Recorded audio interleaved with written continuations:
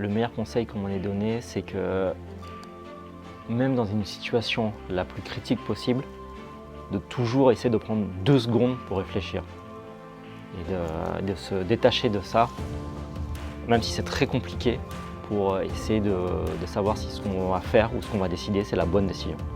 Donc je prends ces 5 secondes, j'essaye en tout cas, dans le feu de l'action, et une fois qu'elle est prise par contre, je ne reviens plus dessus. Ça c'est le 12e conseil qu'on m'a donné aussi, c'est qu'une fois qu'une décision est prise, il faut aller de l'avant, l'améliorer si possible, mais ne pas la ruminer.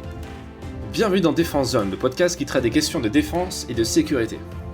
Dans un précédent épisode du podcast, nous vous avons proposé un passionnant échange avec un pilote de Rafale de la BA-113. Aujourd'hui, nous poursuivons la visite de cette base aérienne à travers un entretien avec un navigateur officier système d'armes afin d'approfondir nos connaissances sur ce qu'est un escadron de chasse. N'oubliez pas de vous abonner au podcast ainsi qu'à notre magazine papier en vous rendant sur le site défense-zone.com et nous souhaitons une bonne écoute. Bonjour mon commandant, est-ce que vous pouvez vous présenter ?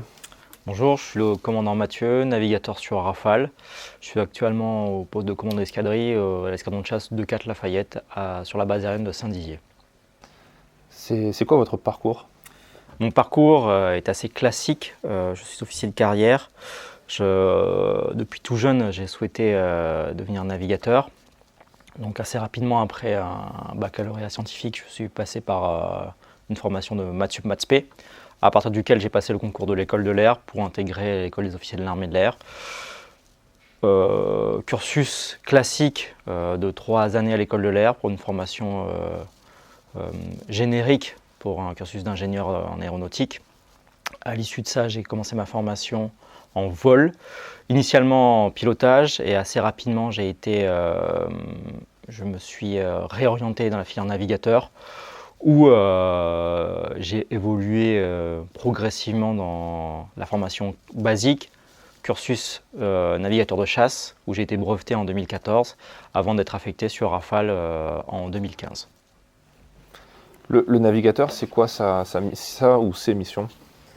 Le navigateur a à sa charge la gestion de la mission à moyen et long terme. Son but est de permettre de faciliter la conduite de la patrouille et dans la gestion de mission en anticipant la gestion tactique, la gestion de l'avion, la gestion de la patrouille, que ce soit en termes de gestion de carburant par exemple, des ravitaillements, de la menace, que ce soit RR ou solaire à plus ou moins long terme, pour anticiper tout ça et faire que la mission soit la plus sereine possible. Du coup, la différence avec un pilote, c'est quoi ? Le pilote, lui, aura à sa charge la gestion de l'avion en lui-même. Donc c'est lui qui va faire décoller l'avion, c'est lui qui va gérer la mission à court et moyen terme. En fait, c'est là où les deux sont complémentaires, c'est que le pilote va réagir dans l'instant présent pour soit du combat, soit la gestion du ravitaillement en vol, soit la gestion tactique à court terme s'il a un combat à faire face à un adversaire, en gérant son ailier, donc son équipier, et en même temps son propre avion.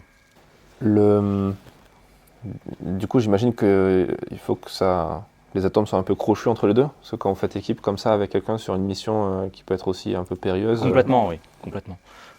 La formation veut qu'on a des standards qui sont prédéfinis, donc le pilote sait ce qu'il doit attendre du navigateur et vice-versa, à des instants clés. Les affinités aident à ce que ça se passe mieux, mais globalement les méthodes de travail sont standardisées pour permettre de mettre en équipage n'importe quel navigateur avec n'importe quel pilote. Et qui choisit qui part avec qui ? Quel navigateur part avec tel pilote ? Ce qu'il se passe, c'est que dans l'encadrement d'un escadron de chasse, nous avons le chef des opérations. Le chef des opérations est dédié à la planification de l'activité aérienne de l'escadron sur un moyen long terme. Je parle en termes d'années.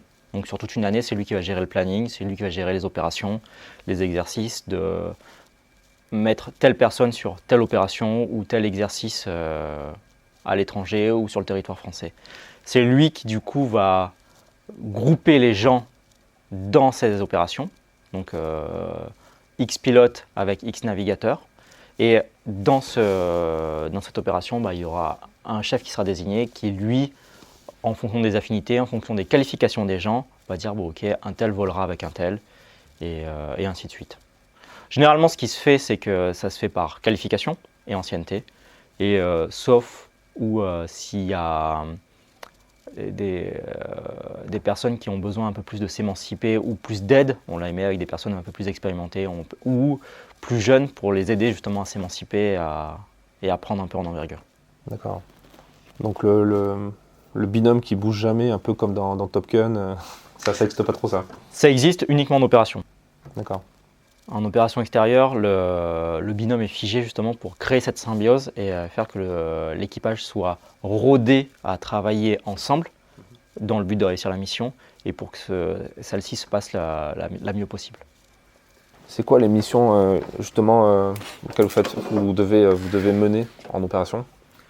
Actuellement, nous participons à l'opération Chamal, donc tout ce qui se passe au Levant. Comme vous avez pu le suivre à partir de 2014, l'opération Chamal a été très cinétique, ça veut dire qu'il y a eu beaucoup de support aux troupes au sol.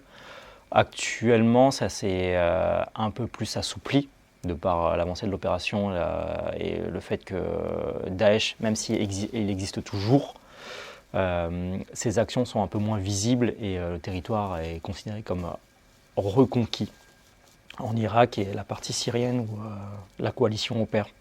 Donc maintenant, c'est vraiment de l'assistance et être là si besoin, de patrouiller, de tenir tout un créneau, être là si besoin et de faire plutôt du partenariat avec les gouvernements irakiens pour les aider à s'entraîner et à reprendre le contrôle de leur territoire au fur et à mesure.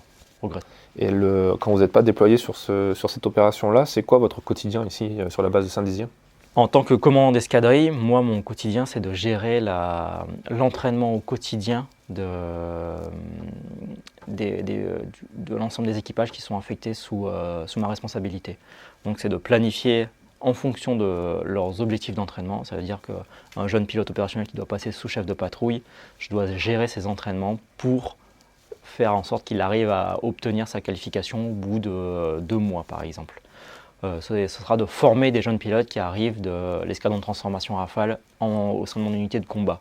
Ce sera de gérer l'entraînement au quotidien pour le maintien des compétences des équipages qui sont déjà chefs de patrouille, chefs navigateurs dans leur qualification. Donc mon rôle est de maintenir les compétences et de instruire et former les plus jeunes. Sur cette base, la BA-113, il y a une particularité, c'est la question de la dissuasion nucléaire, parce que vous volez sur des appareils qui potentiellement font partie de la force aérienne stratégique. Oui. Est-ce que vous pouvez nous en parler, nous expliquer un peu en quoi ça consiste? Notre rôle est de participer à ce qu'on appelle la composante aéroportée de la dissuasion nucléaire française. Donc c'est une composante qui est visible, donc c'est de permettre une montée en puissance pour faire appel à tous les principes de la dissuasion aux yeux d'un potentiel pays qui serait belligérant par rapport à la France. Nous, notre rôle en tant qu'équipage dans les forces aériennes stratégiques est de maîtriser cette montée en puissance, de maîtriser la réalisation de ces vols. Donc les montées en puissance font l'objet d'exercices particuliers, mais tout aussi comme la réalisation de raids nucléaires qui sont dédiés avec des exercices tactiques de type poker, où on va simuler toute l'exécution d'un raid, du décollage, du ravitaillement en vol, de la pénétration en très basse altitude, du tir du missile simulé et de re-ravitailler pour rentrer sur notre base de départ. Donc c'est un raid complexe de par les menaces auxquelles nous devons faire face, que ce soit en termes de durée. La majorité de ces missions durent en moyenne 5 heures et elle est complexe de par l'environnement auquel on doit faire face. Donc c'est de la haute altitude à très basse altitude, pénétration, peu importe la météo, donc que ce soit de nuit, de jour, beau temps, mauvais temps, dans les nuages. Donc celle-ci doit être réalisée dans toutes les conditions possibles pour assurer justement l'assurance que la dissuasion est permanente, peu importe les conditions. Donc ça, c'est l'exercice poker. Oui. Et à peu près, c'est quoi le rythme de ce genre d'exercice? C'est tous les ans, tous les 2 ans, tous les 3 ans? L'exercice poker, en fait, se fait régulièrement par année et il y en a 4 par an. Donc, c'est au gré de la présence des gens au sein de l'escadron qu'on va les faire participer à ces exercices.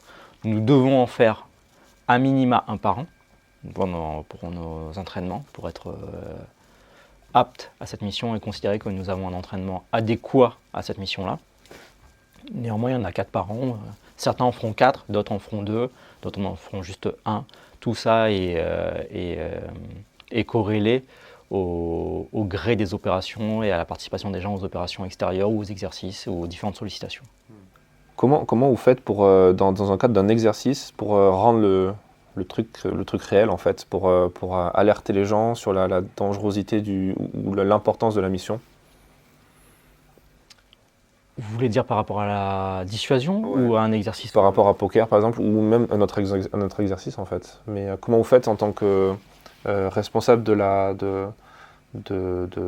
la mission pour expliquer l'importance et pour que la personne soit vraiment prête le jour J? Je dirais que la majorité des gens, une fois qualifiés ou même pendant leur phase d'entraînement avant les premières qualifications, sont très investis. Donc moi personnellement, en tant que commandant d'escadrille, je n'ai pas à leur rappeler ou à plus insister pour avoir plus d'implication de la part des gens. De base, les gens sont investis et comprennent l'importance de la mission. Donc tactiquement, ensuite, moi mon rôle c'est soit en tant que responsable de mission, de leur rappeler les points clés de la mission qui feront qu'elle sera un succès et des pièges à éviter. Mais globalement, cette importance et l'aspect, je dirais l'aspect prégnant de cette mission où les gens doivent sentir qu'il y a toute une pertinence derrière, ils le comprennent de base en le faisant. Le fait de participer à poker, ça a toute une dimension derrière où c'est pour un jeune pilote, il va sentir que c'est un vol qui est long, qu'il n'a jamais fait auparavant, qui est dense. Et ne serait-ce que juste par ça, en fait, il a déjà un poids sur ses épaules où il mesure toute l'importance de cette mission. Comment, pour ce genre de... Vous avez parlé du fait que vous êtes capable, en mesure d'intervenir très rapidement. Tous les pilotes ici ont des astreintes. Ils doivent être déployables en temps d'heure, un peu comme dans l'armée de terre, il y a le Guépard. Est-ce qu'il y a la même chose pour une base aérienne comme celle de Saint-Dizier? Alors, je répondrai en disant que tout militaire doit être disponible selon son statut à tout moment. Donc, mis à part impératif familial ou autre, globalement, tout le monde est conscient de ça et tout le monde est prêt à partir au moindre coup de sifflet. Après, néanmoins, les stades d'alerte ou des astreintes un peu plus, je dirais, contraintes sont définies par nos états-majors. Donc, je dirais que nous sommes aux ordres.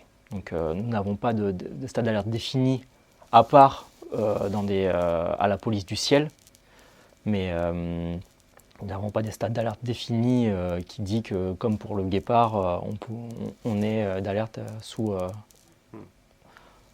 tel délai. D'accord. Quand vous intervenez sur la mission Chamal, oui. C'est un déploiement physique. Vous êtes là c'est une OPEX où vous passez plusieurs mois sur place? Oui. Comment ça se passe? C'est comme je l'ai dit, le chef des opérations va désigner le personnel qui ira à Chamal.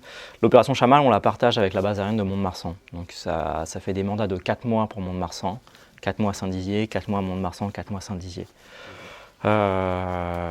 Et dans ces mandats de 4 mois, on le partage en 2 mois en moyenne par équipage ou équipe. Donc pendant 2 mois, nous sommes déployés sur place et nous agissons pendant 2 mois de notre base de déploiement pour agir sur le théâtre d'opération. D'accord. Vous, votre dernière mission en OPEX, c'était ça? C'était Chamal? Oui, c'était l'année dernière. D'accord. Et vous avez eu beaucoup d'interactions avec des pilotes irakiens ou d'autres nations, américains? Vous voulez dire en vol ou au sol ou... Les deux, ouais. Alors, les pilotes irakiens, oui, l'année dernière principalement. Et les pilotes américains, l'année dernière principalement, et en vol régulièrement en fait. Régulièrement selon la densité de la mission, selon le, je veux dire, le degré d'avancée de l'opération Chamal. Moi, j'ai eu l'occasion de participer aux premières missions en 2016, auxquelles le Rafale a participé, parce qu'avant ça, il y avait le Mirage 2000 qui était sur place. Et là, il y avait beaucoup d'interactions de par les missions qui nous étaient demandées. Donc, il y avait une énorme coordination pour des missions de frappe, par exemple, avec des nations telles que les Américains majoritairement, mais que ce soit les Anglais ou autres. Et maintenant, c'est plutôt dans un but de partenariat, donc d'entraînement. Régulièrement, on fait des missions avec les pilotes irakiens, justement, pour justement les entraîner et les aider à prendre de plus en plus le contrôle à nouveau de leur espace aérien et espace souverain. C'est quoi les qualités requises pour être un bon navigateur ?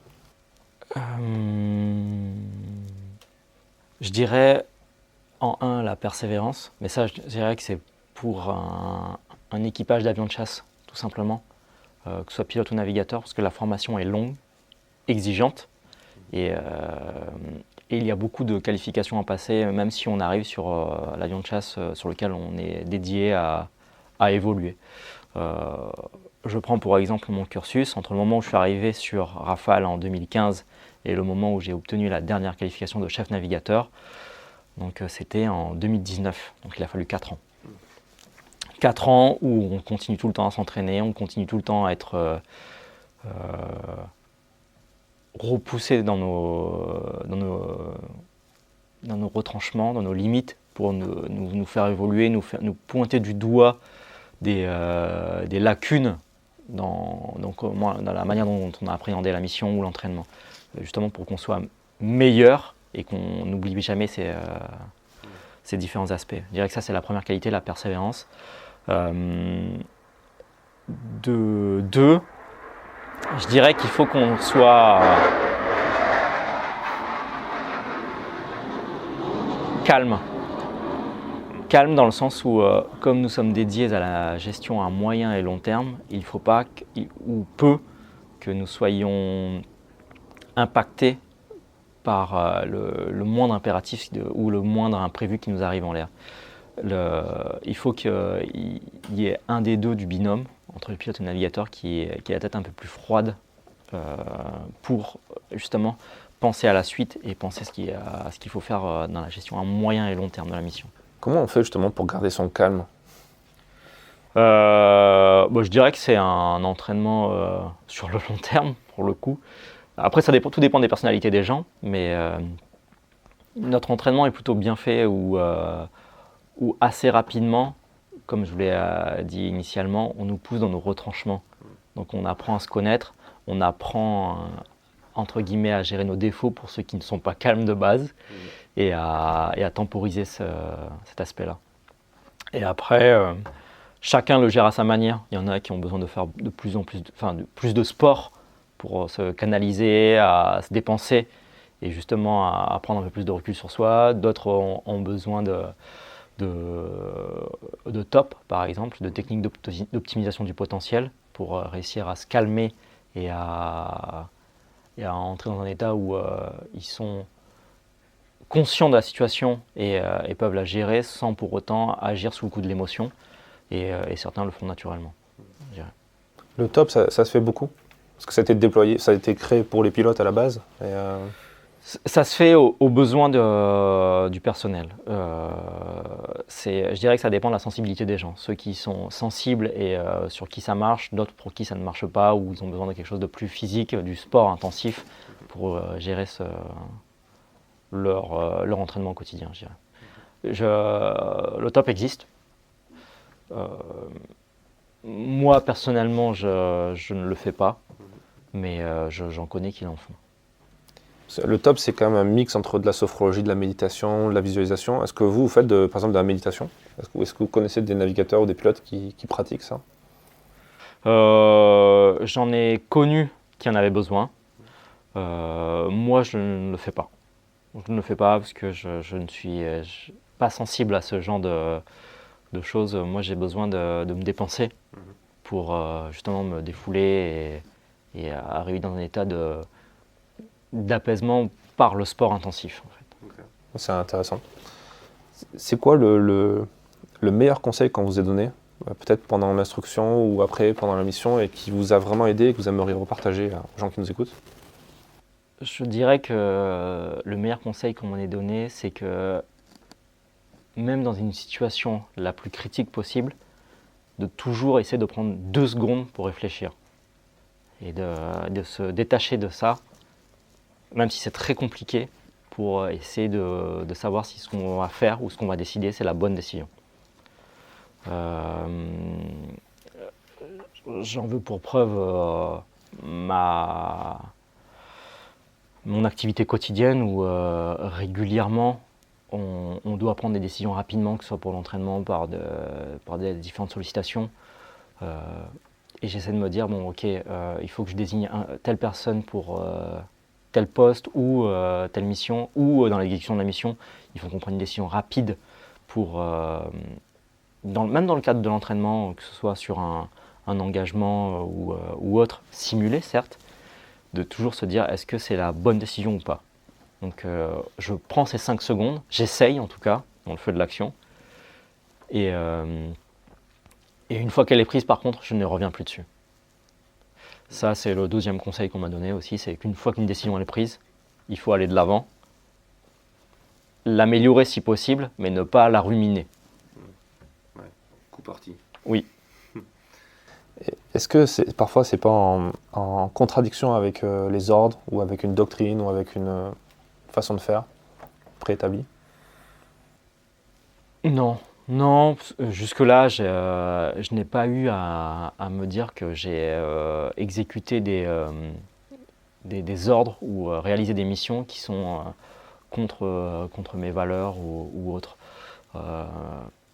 On a souvent tendance à penser que ça peut arriver. Je ne dis pas que ça n'arrivera pas, mais ces cas de situation, moi, je ne les ai pas rencontrés. C'est vrai que c'est une question qui revient souvent chez les jeunes futurs engagés. Oui, bien sûr. Surtout dans ce genre d'unité ou beaucoup dans les forces spéciales aussi. On dit, mais oui, mais est-ce que, comme vous avez une certaine autonomie, une certaine marge de manœuvre aussi potentiellement, ou peut-être pas d'ailleurs, dans quelle mesure vous avez une marge de manœuvre quand vous partez sur une mission? Alors, je reprendrai le cas de l'opération Chamal. C'est la seule opération que j'ai faite, à plusieurs reprises certes, mais c'est la seule que j'ai faite depuis, à 4 reprises même. Tout est cadré. Tout est cadré. Les seuls cas où les équipages ont une marge de manœuvre, c'est dans un cas de ce qu'on appelle de self-defense, donc de situation d'urgence, que ce soit pour la survie de l'équipage ou pour la survie de troupes alliées qui sont au sol. Donc dans ces cas-là précis, on a l'autorisation d'agir pour préserver et assurer la survie de ces équipages. Équipe au sol ou notre propre survie. Ça reste quand même analysé en canon conforme pendant le briefing, ou est-ce qu'il y a quand même des fois des choses qui n'auraient pas du tout été prévues et sur lesquelles vous êtes formé en amont pour être capable d'intervenir? Il y a toujours des choses non prévues qui nous arrivent, mais néanmoins, comme vous l'avez dit vous-même, de par la complexité de notre formation et de nos entraînements, en fait, on couvre quasiment tout le spectre de ces imprévus. Donc, comme le dit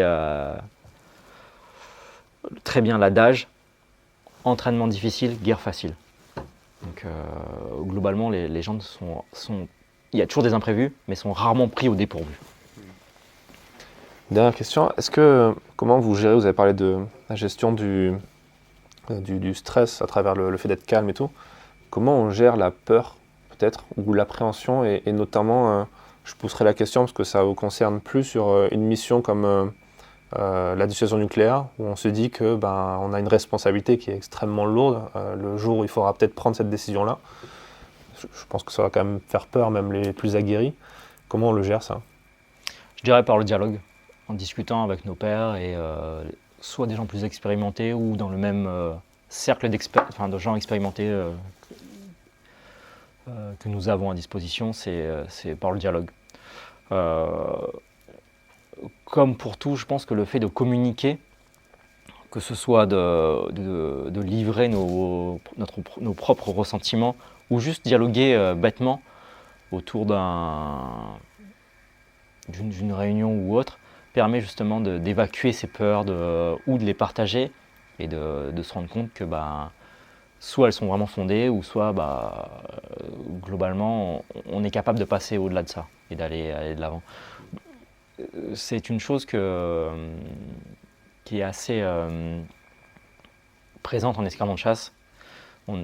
Globalement, les gens nous voient comme un groupe assez soudé, qui ne se mélange pas beaucoup, mais il ne faut pas croire ça. C'est qu'il y a une certaine cohésion qui fait que les gens ont une facilité à communiquer entre eux et justement de parler de ces différents ressentis.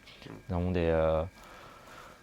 une amitié assez forte entre nous. Le chef, par exemple, le commandant d'escadron, même s'il a une énorme responsabilité dans la gestion de son unité, est proche de ses hommes, justement pour communiquer sur les tenants et les aboutissants, les tenants et les aboutissants de chaque mission, et pour être à l'écoute de ses hommes. Et ça à chaque strate du commandement de l'escadron. Donc chef des opérations, commandant d'escadrille, on a chacun nos niveaux de sensibilité et notre proximité avec le personnel pour pouvoir discuter de ça. Merci pour cet échange et toutes ces informations très intéressantes. Pas de soucis, c'était avec plaisir. Merci d'avoir écouté cet épisode jusqu'à la fin. S'il vous a plu et que vous voulez soutenir notre travail, abonnez-vous à notre magazine en vous rendant sur le site défense-zone.com et à très vite pour un prochain épisode du podcast.